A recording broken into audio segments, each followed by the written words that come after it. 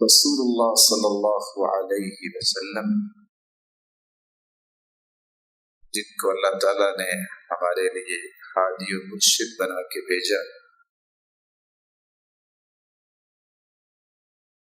ان کی زندگی کتنی بابرکت اور کتنی خوبصورت تھی۔ صحابہ کرام نے ایک دن سوال کیا کہ آپ کی داڑھی مبارک میں سفید بال کیسے آ گئے؟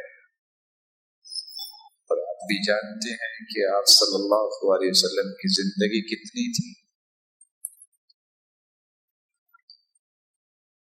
اور انس رضی اللہ تعالی عنہ نے کتنی دقت تھی محبت کے اندر کہ ان کو اتنا بھی اندازہ تھا کہ آپ کی داڑھی مبارک میں 14 بال سفید تھے۔ بالوں کو گننا اور خیال رکھنا یہ ان کی گہری محبت کی طریقہ تھی۔ آپ نے جو لفظ استعمال کیے وہ لفظ کیا ہے؟ شیبتنی ہود و اخواتها، شیبتنی ہود و اخواتها، مجھے سورت ہود اور اس طرح کی دیگر صورتوں نے بوڑھا کر دیا۔ سورت ہود علیہ السلام میں اللہ تعالیٰ کا فرمان ہے فَاسْتَقِمْ كَمَا أُمِرْتَ وَمَنْ تَابَ مَعَكَ وَلَا تَطْغَوْا، استقامت اختیار کرو اس چیز پر جس چیز کا آپ کو حکم دیا گیا۔ اس طرح سورت مرسلات ہے، سورت تکویر ہے، اور سورت انشقاق ہے، سورت انفطار ہے۔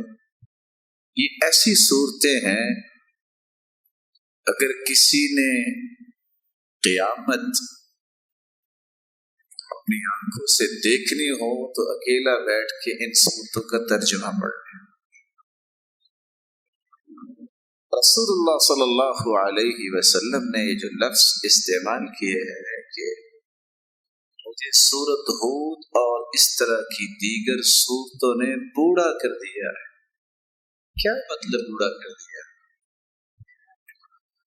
انسانی زندگی میں غم اور فکر بہت آتے ہیں، اور غم میں فرق ہے۔ رسولullah صلی اللہ علیہ وسلم کا فرمان ہے من كانت همه الدنيا، جس شخص کا غم اور فکر دنیا ہو، اللہ رب العزت اپنی رحمت سے اسے نہیں نوازتے، اسی کے حوالے کر دیتے ہیں۔ ومن كانت همه الآخرة، اور جس شخص کے دل میں آخرت کا غم آ جائے، کفاہ اللہ سائر همومہ، اللہ رب العزت اس کی زندگی کے سارے غموں کو دور فرما دیتے۔ رسولullah صلی اللہ علیہ وسلم کو سب سے بڑا غم کیا تھا؟ استقامت کا غم۔ کس کی استقامت؟ اپنے گھر والوں کی استقامت، اپنے تعلق والوں کی استقامت، اور صحابہ کرام کی استقامت۔ ایک لمحے کے لیے سوچئے، ہم میں سے کتنے ایسے لوگ ہیں جنہوں نے کبھی اپنی بیوی کے ساتھ بیٹھ کے یہ بات کی ہو کہ اگر میں پہلے فوت ہو جاؤں تو آپ کا دینی رویہ کیا ہوگا؟ کبھی کسی نے ڈسکشن نہیں کیا ہوگا۔ لیکن رسولullah صلی اللہ علیہ وسلم فرماتے ہیں ان مما یہمنی امرکن بعدی، ازواج مطہرات سے کیا فرما رہے ہیں؟